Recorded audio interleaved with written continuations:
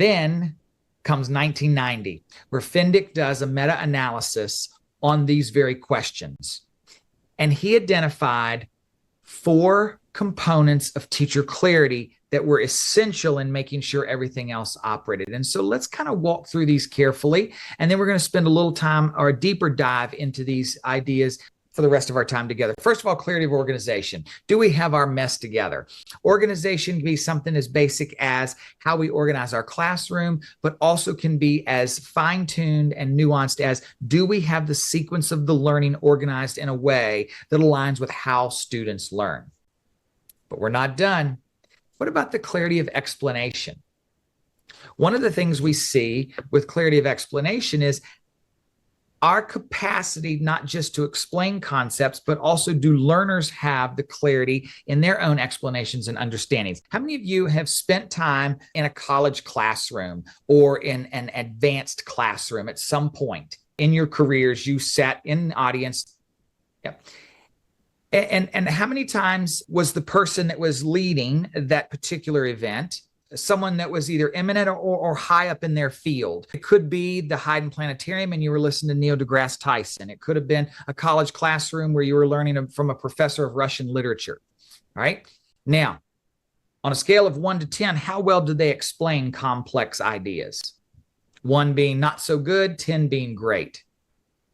Cheryl was very fortunate. Emily, the optimist as always. Someone chose not even to use numbers. Yeah, okay, Catherine, yeah. Well, here's the deal. Clarity doesn't just involve how we organize, but it also involves how we go through explanations, how we engage in conversations, and how we make sure learners truly grasp the concept at hand. But we can't stop there. Let's go next to examples and guided practice. I was in a classroom the other day and a teacher was using a packaged curriculum. This is not a criticism of the teacher, but it highlights the clarity of examples. The learning experience was on the board, the learning intention, the success criteria were there. She did an amazing job of introducing the concept to the learners. But then she used the examples that were provided to her in this scripted or programmatic curriculum.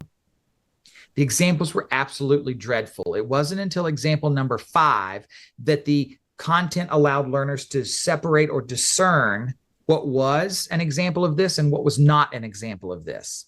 In this case, the clarity or where the class broke down was in the clarity of their examples. And then to turn right around and practice, the practice examples didn't align with the learning intentions and success criteria. In this case, the examples were out of whack, so to speak. Let's add one more. Clarity of assessment.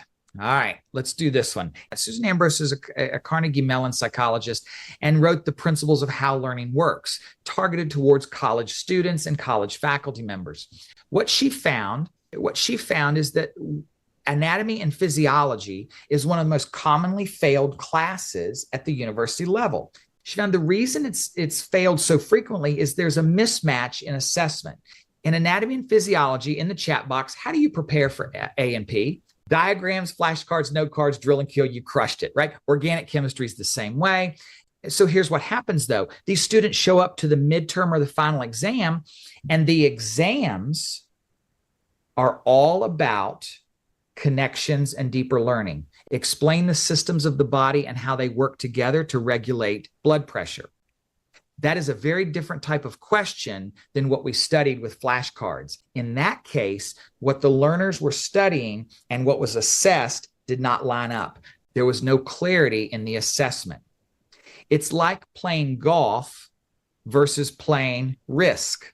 In playing Risk, you want as many pieces as possible.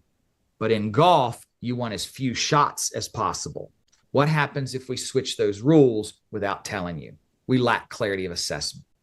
It's these 4 components, then when you put them together and integrate them into what we do in our schools and classrooms each and every day, that leads us to the effect size of 0.85. And for those of you that have followed along with the thermometer, you'll see on the next slide, you can take a picture of the latest effect size for teacher clarity. It's jumped around a little bit from 0.75 to now 0.85. Why the jump? Well, we've added a few meta-analyses to the mix, and We've gotten better at leveraging what teacher clarity is and what it's not so that we can have a more fine-tuned impact on student learning.